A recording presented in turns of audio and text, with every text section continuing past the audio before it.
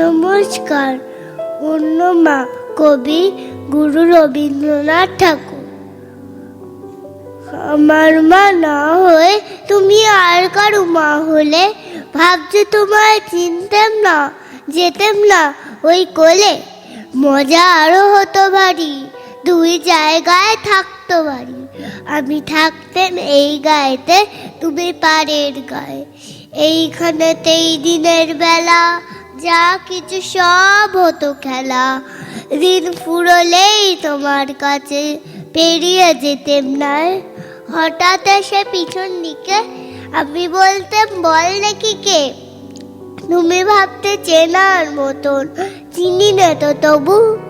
তখন কোলে ঝাঁপিয়ে পড়ে আমি বলতেম গলা ধরে, আমায় তোমার চিনতে হবেই, আমি তোমার অবু। ওই পারেতেই যখন তুমি আনতে যেতে জল, ওই পারেতেই তখন ঘাটে বললে কি কেবল কাগজ গড়া নৌকাটিকে ভাসিয়ে দিতেম তোমার দিকে। যদি গিয়ে পৌঁছাতো সে, বুঝতে কি সে কার। সাঁতার আমি শিখি নিচে, নইলে আমি যেতেম নিচে। আমার পাড়ের থেকে আমি যেতেম তোমার পার।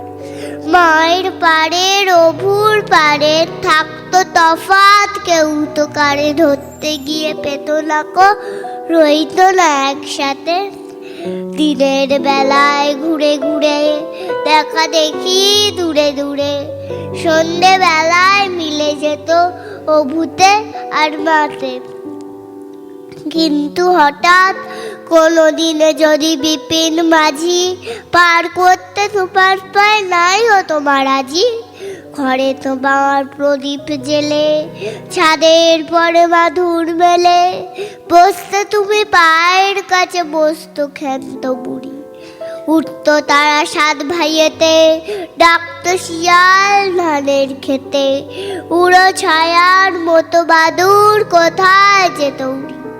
তখন কিংবা দেরি দেখে ভয় পেতে না, থেকে থেকে পার হয়ে মা আসতে হতোই, অবু যে তাই আছে।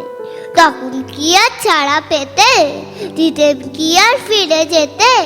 ধরা পড়তো মায়ের ওপার, অবুর পাড়ের কাছে। নমস্কার।